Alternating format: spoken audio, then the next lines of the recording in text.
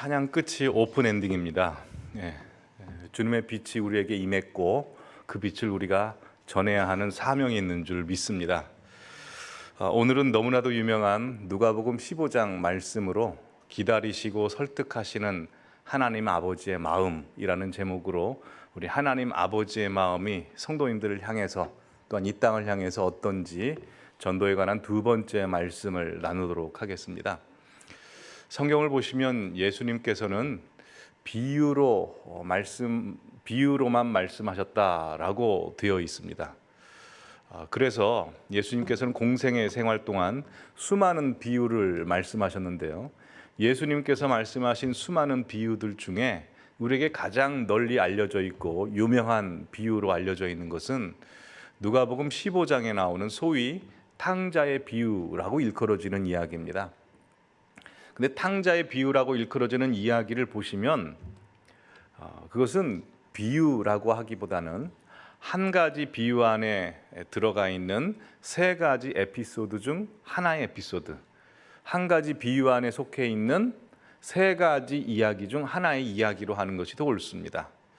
누가복음 15장에 보시면 세 가지 이야기가 등장하죠. 보면 첫 번째 이야기는 4절에서 7절까지 보시면 99마리 양은 그대로 두고 잃어버린 한 마리의 양을 찾으러 떠나는 목자 이야기.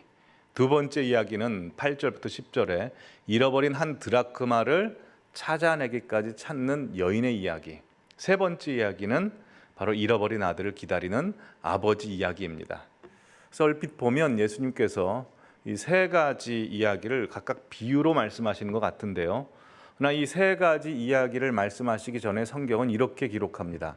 누가복음 15장 3절 말씀 보면 예수께서 그들에게 이 비유로 이르시되, 비유들로 이르시되라고 복수형을 사용하지 않고 단수로 사용하죠.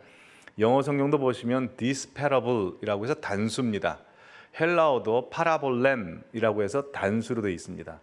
그러게 누가복음 15장에 나오는 예수님께서 말씀하신 세 가지 이야기는 각각 다른 비유를 말씀하시는 것이 아니라 한 가지 비유라는 것이죠. 그래서 우리가 원래는 누가복음 15장 전체를 다 읽어야 했지만 시간이 없어서 그냥 짧게 읽었지만요. 누가복음 15장을 다 읽어보면 하나하나의 이야기가 한 가지 주제를 향해서 계속 점점 강도가 세지며 점층적인 구조를 가지고 있습니다. 한번 살펴볼까요? 세 가지 다 잃어버린 것이 있죠. 그 잃어버린 것의 강도가 세집니다. 첫 번째 이야기는 100마리 양 중에 한 마리 양을 잃어버립니다. 1% 잃어버렸습니다. 두 번째 이야기는 10드라크마 중 한 드라크마, 10%를 잃어버렸죠. 세 번째 이야기는 아버지가 두 아들 중 둘째 아들이 잃어버린 것 같아서 보면 50%인 줄 알지만 성경을 자세히 보신 분들은 아시다시피 큰아들도 잃어버렸습니다. 100% 잃어버린 겁니다. 갈수록 점점 강도가 세집니다. 또 잃어버린 주체와 또 잃어버린 장소도 살펴볼 필요가 있습니다. 보시면 잃어버린 대상은 첫 번째는 양입니다. 두 번째는 물질, 양을 살 수 있는 물질이고요. 세 번째는 둘과는 비교할 수 없는 아들을 잃어버렸습니다. 더 점점 소중한 가치가 드러났죠. 또 잃어버린 사람과 잃어버린 장소도 보시면 첫 번째 이야기는 목자가 양을 잃어버리는데 들에서 잃어버립니다. 집 바깥에서 잃어버린 것이죠. 두 번째 이야기는 여인이 드라크마를 잃어버리는데 집 안에서 잃어버렸습니다. 세 번째 이야기는 아버지가 둘째 아들은 집 바깥에서 잃어버렸고 첫째 아들은 집 안에서 잃어버린 겁니다. 이 세 가지 이야기를 보시면 점점 뭔가 쌓여져 가다가 마지막에서는 모든 것을 포함하고 정점을 찍습니다.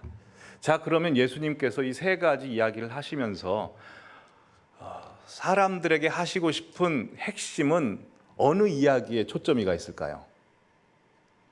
당연히 세 번째 이야기겠죠. 세 번째 이야기 중에 정말 하시고 싶은 부분은 어디일까요? 마지막 부분입니다. 이걸 생각을 하면서 오늘 말씀을 들어주시면 좋겠습니다. 그러게 우리는 하나님께서, 예수님께서 이 누가복음 15장 말씀을 통해서 하시고자 하는 말씀을 알기 위해서는 첫 번째, 두 번째, 세 번째 이야기를 비교해야 됩니다. 근데 첫 번째, 두 번째, 세 번째 이야기는 한 가지 공통적인 주제를 가지고 있습니다. 그것은 바로 잃어버린 것을 다시 찾고자 하는 하나님의 애타는 마음입니다. 그러게 그 마음을 알기 위해서는 우리는 하나님으로 상징된 첫 번째 이야기에서의 목자, 두 번째 이야기에서의 여인, 세 번째 이야기에서의 아버지가 잃어버린 것을 찾기 위해서 어떤 노력을 했는지, 또한 잃어버린 것을 찾았을 때 어떤 반응을 보였는지를 살펴볼 필요가 있습니다. 자, 그러면 첫 번째 이야기를 보시죠. 첫 번째 이야기를 보시면 목자가 양 100마리 중에 한 마리를 잃습니다. 그러자 그 목자의 반응은 99마리를 두고 잃은 것 하나를 찾아내려고 집을 나갑니다. 사실 이거는 세상적인 관점에서 보면 말이 안 되죠. 근데 목자는 99마리를 두고 가는데 언제까지 찾습니까? 기한을 정해놓고 찾지 않습니다. 찾아낼 때까지 가서 찾아냅니다. 그리고 5절에 보면 찾았습니다. 근데 찾았는데 너무 기쁜 나머지 어깨에 맵니다. 옛날에는 이 본문을 보면 양이 뭔가 상처를 입고 아파서 이 목자가 양을 들쳐 업었겠구나라고 생각했는데 본문 어디를 봐도 양이 다쳤다는 표현은 없습니다. 본문 안에서 추측할 수 있는 것은 너무 기쁜 나머지 그 기쁨을 주체할 수 없어서 양을 들쳐 업은 거죠. 근데 그렇게 즐거워하는 것에서 끝나지 않습니다. 6절에 보면 벗과 이웃들을 불러 모아서 잔치하자고 합니다. 여러분, 가족들뿐만 아니라 이웃들과 잔치하려면 양 한 마리 가지고 안 되죠. 소 한 마리 이상은 잡아야 되는 겁니다. 그럼 이 계산이 안 맞습니다. 사실 말도 안 되죠. 근데 이 말도 안 되는 게 누구의 마음이라는 겁니까? 하나님 아버지의 마음이라는 거죠. 그래서 7절은 이렇게 되어 있습니다. 같이 읽어보실까요? 내가 너희에게 이르노니 이와 같이 죄인 한 사람이 회개하면 하늘에서는 회개할 것이 없는 의인 99으로 말미암아 기뻐하는 것보다 더하리라. 예. 자, 두 번째 이야기도 한번 보시죠. 보시면 여자가 10드라크마를 가지고 있었는데 집 안에서 잃어버립니다. 근데 여인이 이 드라크마 하나를 찾기 위해서 등불을 켜고 한 번도 하지도 않은 대청소를 시작합니다. 언제까지 합니까? 찾아내기까지. 또 열심히 부지런히 합니다. 그래서 동일하게 찾아냅니다. 그리고 벗과 이웃들을 불러 모아서 잔치하자고 합니다. 여러분, 한 드라크마는 한 데나리온이라고 합니다. 한 데나리온은 당시 노동자의 하루 품삯입니다. 오늘로 환산해 보면 한 10만 원에서 15만 원 정도로 이야기할 수 있겠죠. 여러분, 요즘 10만 원에서 15만 원 가지고 한 가족이 외식하려고 해도 웬만한 거 먹었을 때 부족합니다. 그렇지 않습니까? 근데 이 주인은 동네 사람들을 다 불러 모읍니다. 그럼 돈이 얼마나 들었을까요? 몇백만 원 들었겠죠. 한 10만 원 찾아놓고 몇백만 원 써버린 겁니다. 이 말도 안 됩니다. 근데 이 말도 안 되는 게 누구의 마음입니까? 하나님 아버지의 마음이라는 거죠. 그래서 10절 같이 읽겠습니다. 내가 너에게 이르노니 이와 같이 죄인 한 사람이 회개하면 하나님의 사자들 앞에 기쁨이 되느니라 라고 해서 우리 예수님께서 말씀하시는 겁니다. 내가 너희들을 이렇게 찾아냈다. 너희들을 찾아내서 이렇게 천국에서 기뻐했다라고 말씀을 하십니다. 자, 근데 세 번째 이야기는 앞에 첫 번째와 두 번째 이야기와 조금은 다릅니다. 다들 아시다시피 세 번째 이야기는 둘째 아들이 아버지가 아직 죽지 않았음에도 불구하고 아버지에게 자기 몫의 유산, 분깃을 달라고 합니다. 나쁜 놈이죠. 아버지는 그 유산을 줍니다. 그러자 이 둘째 아들은 아버지의 재산을 현금화하여 13절에 보시면 먼 나라로 갔습니다. 먼 나라로 갔다는 것은 믿음의 길에서 벗어났다는 겁니다. 믿음의 공동체에서 나갔다는 이야기입니다. 그래서 15절, 16절 보시면 이 아이가 다 탕진한 이후에 흉년이 와서 먹고 살 것이 없으니까 돼지를 칩니다. 이스라엘 사람들은 돼지 치는 것이 부정한 겁니다. 즉 믿음의 공동체에서 배도의 길로 갔다는 것을 뜻합니다. 이렇게 배도의 길로 갔는데요. 이 첫 번째, 두 번째 이야기와 이제 세 번째 이야기가 완전히 차원이 다른 쪽으로 흐릅니다. 왜냐하면 첫 번째, 두 번째에서는 목자와 여인이 잃어버린 것을 찾아낼 때까지 찾으러 갔습니다. 근데 이 세 번째 이야기에서 아버지가 아들을 얼마나 찾고 싶겠습니까?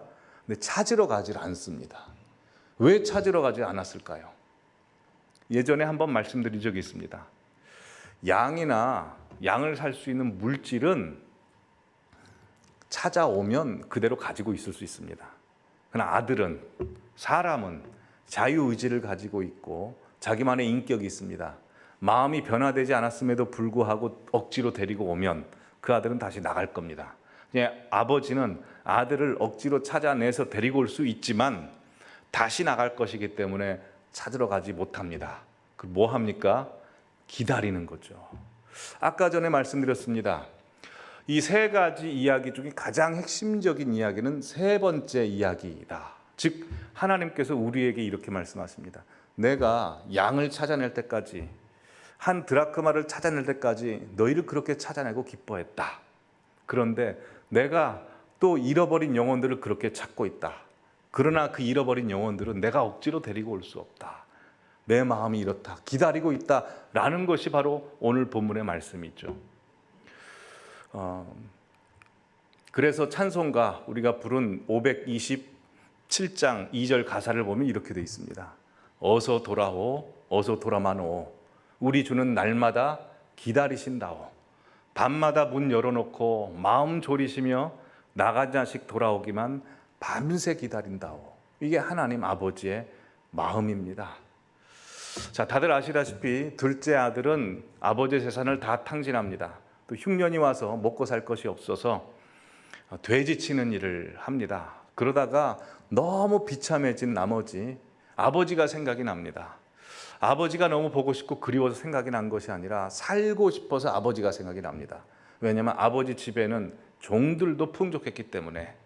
근데 아버지에게 돌아갈 염치가 없지 않습니까? 그 19절 말씀 보시면 이 둘째 아들이 아버지에게 가서 무슨 말을 할지 대사 연습을 합니다. 지금부터는 아버지의 아들이야 일컬음을 감당하지 못하겠나이다. 나를 품꾼의 하나로 보소서 하리라 라고 연습합니다. 그리고 이제 20절에 보면 일어나서 아버지가 돌아가는데요. 아버지와 아들 사이가 거리가 멉니다. 근데 보시면 누가 먼저 알아봅니까? 아버지 눈이 안 좋았겠죠. 어르신이니까. 또한 아들이 노숙자였을 겁니다. 노숙자입니다. 근데 변해버린 아들의 모습을 보고 가장 먼저 알아보는 것은 아버지입니다. 그 아버지가 보고 너무 불쌍한 나머지 가만히 있지 않고 달려갑니다. 그 어르신이 달려가서 가만히 있지 않습니다. 냄새가 날 법하고 또 돼지를 쳐서 율법적으로 부정하게 된 이 아들을 아버지는 아무 상관없이 그냥 껴안습니다. 입을 맞춥니다. 이게 바로 하나님 아버지의 마음이라는 것이죠. 아들은 19절에 대사 연습했습니다. 아버지 아들이야 일컬음을 감당하지 못하겠나이다. 나를 품꾼의 하나로 보소서. 이 대사를 해야 되는데 이 대사를 할 시간도 없습니다. 왜냐하면 아버지는 둘째 아들의 지위를 회복시켜 줍니다. 그에게 세마포 옷을 입혀주고요. 다음 절 넘기셔야죠. 인장 반지 끼워주고요. 발에 신을 신습니다. 그래서 아들의 지위를 회복시켜 줍니다. 근데 여기서 끝나지 않습니다. 너무 기쁜 나머지 살찐 송아지를 끌어다가 잔치하자라고 해서 이번엔 밴드팀도 불러서 함께 노래도 부르고 춤도 추고 기뻐합니다. 이게 잔치 비유이죠. 근데 첫 번째, 두 번째 잔치와 이 세 번째 이야기에서 나오는 잔치가 조금은 다릅니다. 하나가 더 들어가 있습니다. 첫 번째, 두 번째 이야기에서는 잔치할 때 시비 거는 사람이 없었습니다. 근데 세 번째 이야기에서는 시비 거는 사람이 등장하네요. 보시면 맏아들입니다. 맏아들은 밭에 있다가 돌아와 집에 가까이 왔을 때 풍악과 춤추는 소리를 듣고 한 종을 불러 이 무슨 일인가 부른대. 대답하되 당신의 동생이 돌아왔음에 당신의 아버지가 건강한 그를 다시 맞아들이게 됨으로 인하여 살찐 송아지를 잡았나이다 하니 이 첫째 아들이 어떻게 반응합니까? 일단 화를 냅니다. 그리고 집 밖에 있던 첫째 아들이 집 안으로 들어오질 않습니다. 자, 여기서 자리가 역전됩니다. 자리가 뒤바뀝니다. 둘째 아들은 집 밖에 있다가 집 안으로 들어왔습니다. 첫째 아들은 항상 아버지와 함께 집 안에 있다가 일하러 나갔다가 둘째와 아들이 들어왔다는 소식을 듣고 안 들어와 버립니다. 이게 신기하죠. 근데 여기서 더 놀라운 게 있는데 아까 전에 둘째 아들이 집 밖에 있었을 때는 아버지가 찾으러 갔습니까? 찾으러 못 갔습니까? 찾으러 못 갔습니다. 기다릴 수밖에 없었죠. 근데 첫째 아들이 집 안으로 들어오지 못할 때는 아버지가 찾아갑니다. 그리고 설득까지 합니다.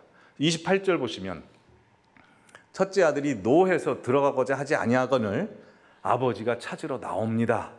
그리고 설득합니다. 그러자 큰아들이 이렇게 말합니다.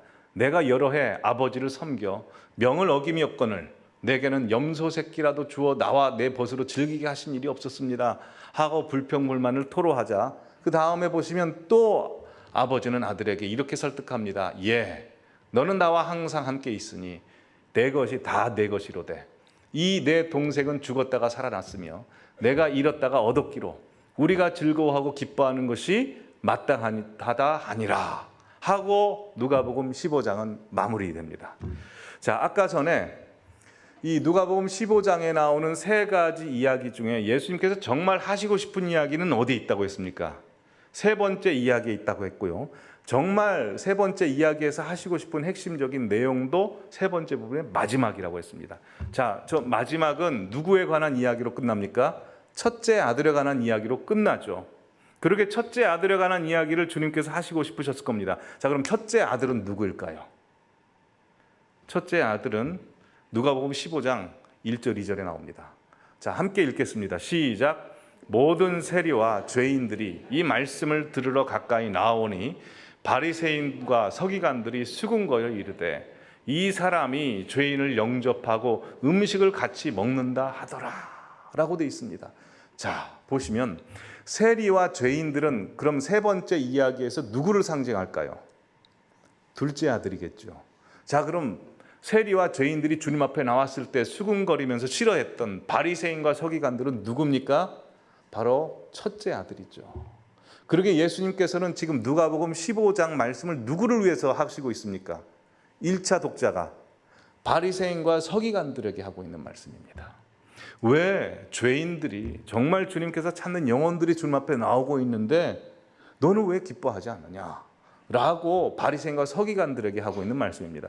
여러분, 바리새인과 서기관들의 잘못이 무엇일까요? 그들의 문제가 무엇일까요? 아버지의 마음을 갖지 않았다는 겁니다. 여러분, 왜 맏아들이 자기 동생이 집에 들어왔는데 기뻐하지 않았을까요? 그건 다른 데 있지 않습니다. 찾으러 가지 않았기 때문입니다. 아버지처럼 애타게 찾는 마음으로 직접 아버지가 못 나가면 형이라도 나가서 찾아와야죠. 만약 찾으러 갔다면 동생이 돌아왔을 때 가장 기뻐합니다. 그렇지 않습니까? 우리 주님께서 우리에게 하신 말씀입니다. 우리 성도님들은 지금 교회 예배당 안에 들어와 계십니다. 누가복음 15장 세 번째 이야기에서 우리 성도님들은 첫째 아들일까요? 둘째 아들일까요? 주님께서 보실 때 첫째 아들이죠. 그러게 25장 말씀을 우리에게 주시는 겁니다.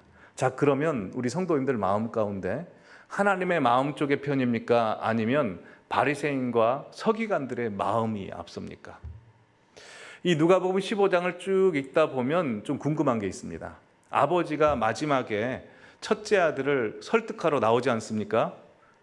설득이 됐을까요? 안 됐을까요? 오늘 본문은 이야기하지 않습니다. 이걸 오픈 엔딩이라고 하죠. 근데 성경에 보면 또 다른 오픈 엔딩이 나옵니다. 요나서입니다. 다들 아시다시피 요나는 하나님께서 이스라엘의 대적인 니느웨에 가서 복음을 전하라는 말씀을 듣기 싫어서 도망가다가 하나님께서 설득하셔서 그로 하여금 복음의 메시지를 전파하게 하십니다. 그래서 이 요나의 메시지 때문에 니느웨가 하나님 앞에 돌아와서 멸망당하지 않습니다. 그러자 요나가 너무나 화가 나 있자 우리 주님께서는 또 요나에게 마지막으로 찾아가서 설득하시는 것으로 끝냅니다. 요나서 4장 마지막 부분 보시면 다 함께 읽겠습니다. 시작. 여호와께서 이르시되 네가 수고도 아니하였고 재배도 아니하였고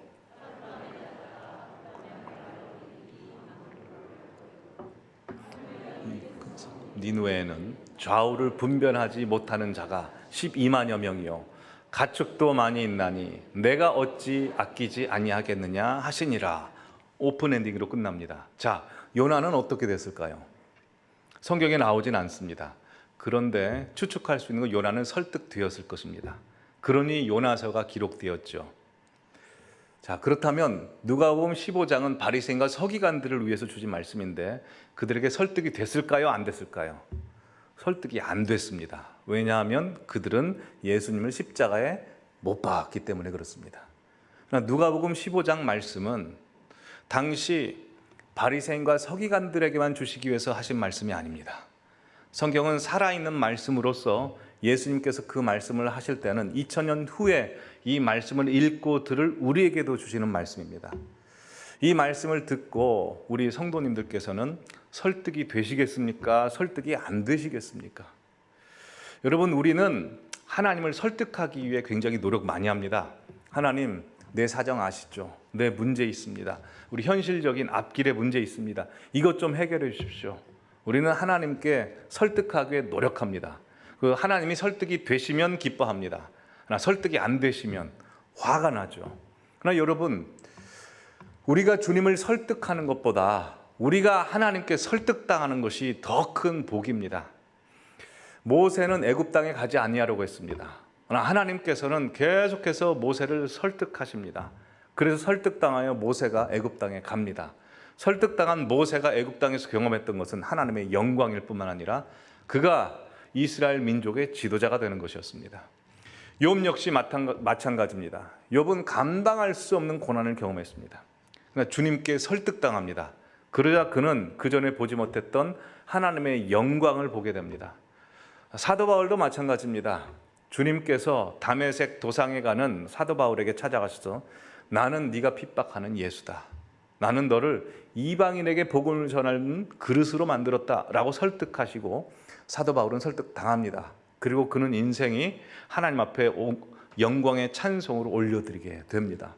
그러기에 설득당하는 것이 우리에게 복입니다. 오늘 말씀이 우리 성도님들에게 설득되기를 간절히 기원합니다.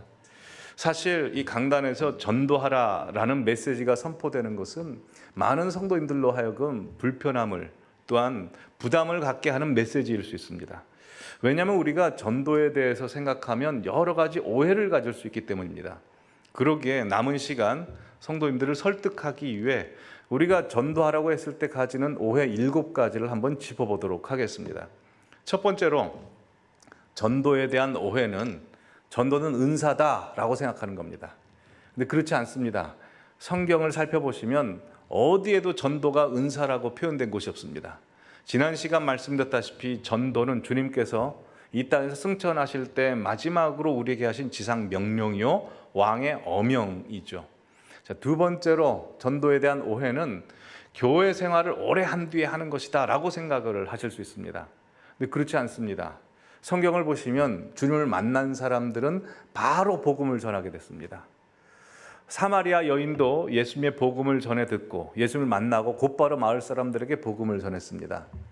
날 때부터 소경된 자도 예수님께서 그 눈을 뜨게 하시자 곧바로 동네 사람들에게 복음을 전했고, 거라사 군대 귀신 들린 사람 역시 예수님께서 귀신을 떠나게 해주시자 곧바로 복음을 전했습니다. 또한 사도행전 3장에 나오는 날 때부터 안진뱅이였던 사람도 예수의 이름으로 걷게 되자 성전에서 춤추며 예수 그리스도의 이름을 찬양하게 됩니다. 그러기에 복음을 전하는 자는 어느 정도 신앙 이력이 있는 사람이 아니고 훈련받은 사람이 아니고 예수님을 만난 예수님의 증인은 누구나 복음을 전할 수 있습니다. 세 번째로 전도에 대해 가지는 오해는 전도는 교회 성장 프로그램의 일환이다. 이게 가장 걸리죠. 근데 그렇지 않습니다. 전도는 교회 본질입니다. 최종적인 목적이고 주님께서 맡기신 어명, 주님께서 맡기신 지상명령을 수행하는 교회가 할 수 있는 최고의 것입니다. 전도하는 교회는 살아있다는 증거입니다. 그래서 칼바르트는 이렇게 말을 했습니다.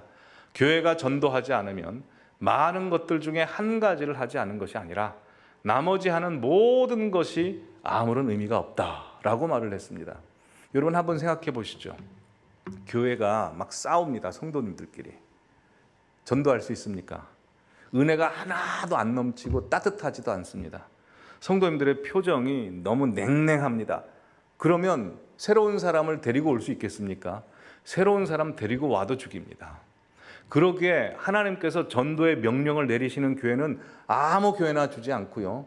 주님이 임재하시는 교회, 성령이 충만하는 교회, 따뜻함이 있는 교회, 성도님들이 영혼 구원하려는 하나님의 마음을 가진 교회에 전도의 사명을 주시죠. 그러기에 이 강단에서 정말 하나님께서 외치고 싶으신 메시지가 전도가 확실하다면 우리 교회가 하나님 앞에 인정받았다는 뜻입니다. 그렇지 않습니까? 불과 몇 년 전에 교회가 힘들었을 때 전도할 수 있었습니까? 정말 영혼이 갈급한 성도들에게, 갈급한 사람에게 우리 교회에 와서 은혜 받자라고 말씀할 수 있겠습니까? 그럴 수 없죠. 전도의 메시지가 선포될 수 있다는 것 자체만으로 굉장히 감사한 것입니다. 지난 금요일에 이런 말씀을 드렸습니다. 하나님께서는 지금 마지막 때로서 추수할 일꾼을 찾고 계시는데 추수할 일꾼 아무 데서나 찾지 않습니다. 누구에게서 찾느냐면 신령과 진정으로 예배하는 자들 중에서 추수할 일꾼을 찾으시는 겁니다. 그러기에 전도하라라는 것은 교회 프로그램이 아니고 그것은 교회가 살아있다는 증거이며 교회가 본질에 충성하고 있다는 증거입니다. 자, 그 다음 전도에 대한 오해는 우리 교회 오라고 하는 것은 전도가 아니고 교회 광고다라고 생각하는 겁니다. 그렇지 않습니다. 누가복음 14장에 보시면 예수님께서 이렇게 말씀하십니다. 강권하여 데려다가 내 집을 채우라. 왜 집을 채우라고 했을까요? 그 이유는 하나님의 집에는 하나님의 양식이 충만하기 때문입니다. 그래서 이 강단에서 흘러나오는 메시지를 통해서 예수님이 흘러나가게 됩니다. 고린도전서 1장 21절 보시면 이렇게 되어 있습니다. 하나님의 지혜에 있어서는 이 세상이 자기 지혜로 하나님을 알지 못함으로 하나님께서는 전도에 미련한 것으로 믿는 자들을 구원하신다라고 되어 있는데 한글 성경은 전도에 미련한 것이라고 했지만 영어 성경을 보시면 프리칭입니다. 설교에 미련한 것으로 전파하시는 겁니다. 즉 이곳에서 흘러나오는 영혼의 양식 말씀으로 예수 그리스도가 소개되니 사람을 강권하여 채우라라고 하는 것이죠. 전도라고 하는 것은 영혼의 양식 먹으러 가자라고 초청하는 겁니다. 그래서 나일즈라고 하는 전도학자가 이렇게 말을 했습니다. 전도는 한 거지가 다른 거지에게 어디서 빵을 얻어먹는지 알려주는 것이다. 그러게 이곳에 와서 주님이 주시는 영혼의 양식 많이 얻어가시기를 바랍니다. 자, 다음 전도에 대한 오해는 전도는 설득할 필요가 없고 외치기만 하면 된다. 이게 전도에 대한 오해입니다. 설득해야 합니다. 사도행전 2장 말씀 보시면 베드로가 이렇게 전합니다. 또 여러 말로, 한 가지 말이 아닙니다. 여러 가지 말로 확증하며 권했다라고 되어 있습니다. 확증하다라는 것은 증명하다, 진지하게 증거하다라고 되어 있습니다. 여러분, 여러 말로 확증하여 권하려면 어떻게 해야 될까요? 미리 준비해야 됩니다. 그래서 사도 바울이 쓴 베드로전서 3장 15절 말씀 보시면 너희 마음에 그리스도를 주로 삼아 거룩하게 하고 너희 속에 있는 소망에 관한 이유를 묻는 자에게는 대답할 것을 항상 준비하라 라고 해서 준비하라고 합니다. 근데 여기서 이유라고 하는 것은 영어로 reason이라고 하는데 이 reason은 로고스에서 나왔습니다. 논리를 준비하라는 겁니다. 또한 이 이유는 헬라어로 아폴로기아라고 합니다. 이건 아폴로지, 변증하기입니다. 변증할 논리를 준비하라는 것이죠. 근데 논리만 준비하면 안 됩니다. 감성도 준비해야 됩니다. 이사야서 40장 2절 말씀에 이렇게 말씀합니다. 너희는 예루살렘의 마음에 닿도록 말하는 겁니다. 그냥 선포만 하지 말고 좀 들려질 수 있도록 하라라고 합니다. 그래서 팀 켈러라는 목사님이 전도에 관해서 이렇게 말을 했습니다. 첫 번째, 사람들의 이목을 집중시킬 수 있는 전도를 해라. 두 번째로, 예수님이 하나님이 매력적으로 보일 수 있도록 말을 하고 그런 삶을 살아라. 세 번째로, 데몬스트레이션, 실증하도록, 실제 내가 경험한 예수님을 전하라는 겁니다. 그리고 네 번째로, 확신을 가지고 전하라 라고 했습니다. 그래서 키에르크가드도 이런 말을 했죠. 사람을 유혹하지 못하는 자 구원하지도 못하리라 라고 말씀했습니다. 우리는 유혹이 나쁜 걸로만 알고 있었는데 유혹이 좋은 것도 유혹이랍니다. 간절히 소원하기는 이 강단에서 흘러나오는 말씀이 정말 하나님이 매력적이게 보여질 수 있는 말씀이 흘러나오기를 간절히 소원합니다. 이를 위해서 기도해 주십시오.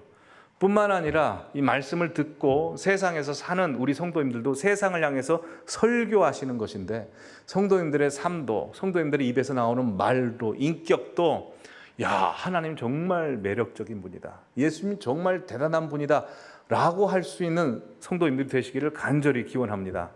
자, 그 다음 전도에 대한 오해. 전도는 반드시 결신을 목표로 해야 된다. 이게 아니라는 겁니다. 오해입니다. 한 사람 데리고 와서 오늘 속된 말로 쇼부 보자, 이게 아니고요. 전도는 과정입니다. 성경 말씀 보시면 심는 자가 따로 있고 물 주는 자가 따로 있고 추수할 자가 따로 있다. 그러나 자라게 하시는 분은 주님이시다라는 말씀이 있는 것처럼 각자의 역할이 있다는 겁니다. 한 사람이 교회로 인도되어 나오는 그 과정을 통계로 살펴보면 총 7번의 전도를 받았답니다. 한 번에 들어오지 않죠. 여러분, 우리 성도님들께서도 오늘 이 자리에 앉아 계실 수 있는 것, 또한 진정으로 내 마음이 하나님께로 가까이 갈 수 있는 것은 한 번에 되지 않습니다. 주님께서 여러 가지로 계속해서 접촉하셔서 붙드시고 인도하시고 찾아내기까지 하셔서 오늘 이 자리에 있는 것입니다. 전도는 그런 과정을 거치는 겁니다. 그래서 노만 가이슬러 목사님이 이렇게 말했습니다. 전도란 매일 모든 방법으로 믿지 않는 친구들이 예수 그리스도께 한 걸음 더 가까이 나아가도록 하는 것이다. 리스트로벨도 우리가 첫 번째 고리가 될 수도 있고 중간 고리가 될 수도 있고 가끔은 마지막 고리가 될 수 있는 즐거움을 맛보기도 하다라고 합니다. 주님이 쓰시는 도구가 되시기를 바랍니다. 그 다음 전도의 오해, 마지막입니다. 전도는 말로 해야 되는 것이다. 아닙니다. 꼭 말로 안 해도 됩니다. 아시시 성 프란시스가 이런 말을 했습니다. 항상 복음을 전하되 꼭 필요한 경우에만 말을 사용해라. 여러분, 불신자들은 성경 안 읽습니다. 유튜브 찾아서 설교도 안 듣습니다. 근데 불신자들이 보는 게 있습니다. 우리 성도님들의 삶을 보고 읽습니다. 여러분, 주변의 불신자들에게는 두려움과 불안이 있습니다. 어떤 불안과 두려움이 있는지 아십니까? 천국과 지옥이 진짜 있으면 어떡하나? 하나님이 진짜 계시면 어떡하나? 하나님이 없다라고 이야기하면서도 그런 불안감이 있습니다. 근데 성도님들의 삶을 보면서 이게 좀 아닌 겁니다. 막 가짜고 방송에서 기독교인들 막 타락했다는 이야기 나오고 그러면 안심합니다. 아, 진짜 하나님 안 계시구나. 천국과 지옥 없다. 안심합니다. 근데 진짜를 만나면 그때부터는 불안하기 시작합니다. 야, 하나님 계시면 어떡하나? 천국과 지옥이 있으면 어떡하나? 우리 성도님들의 삶이 불신자들로 하여금 하나님의 두려움을 자아낼 수 있는 인생 사시기를 바랍니다. 고린도후서 7장 10절에 보면 이렇게 되어 있습니다. 하나님의 뜻대로 하는 근심은 후회할 것이 없는 구원에 이르게 하는 회개를 이루는 것이죠. 세상 근심은 사망을 이루는 것이라 라고 했습니다. 자, 7가지 보여주시면 이렇습니다. 7가지. 첫 번째, 전도는 은사가 아닙니다. 전도는 교회 생활을 오래 하는 후에 하는 것이 아니라 바로 하는 것입니다. 전도는 교회 성장 프로그램이 아니라 본질입니다. 우리 교회 오라고 하는 것은 전도 맞습니다. 전도는 설득해야 합니다. 전도는 반드시 결신을 목표로 해야 하지만 과정이니 전도가 되지 않는다 하더라도 낙망하지 마십시오. 그 전도는 말로만 하는 것이 아니라 성도님들의 얼굴 표정, 행실로 하는 것입니다. 자, 이런저런 말들로 한번 성도님들을 설득해 봤습니다. 제가 설득한 것이 아니고 오늘 누가복음 15장에 말씀하시는 예수님께서, 하나님께서 설득하셨습니다. 어떻게 설득이 되셨습니까? 주님께서 잃어버린 양을 찾는 것처럼, 찾아낼 때까지 찾아낸 것처럼 우리 성도님들을 찾아내셨고, 또한 이 마지막 시대에 수많은 사람들을 찾기를 원하십니다. 그 찾아내는 주역자가 우리 성도님이기를 주님께서 간절히 원하십니다. 이 시간 주님의 마음을 품는 우리 모든 성도님들 되셔서 주님의 마음을 시원케 해드리고 기쁘게 해드리고 다 칭찬받는, 그래서 주님이 지금 이 순간 오신다 하더라도 기꺼이 맞아들일 수 있는 우리 성도님들 한 분 한 분이 되시기를 간절히 기원합니다. 기도하겠습니다.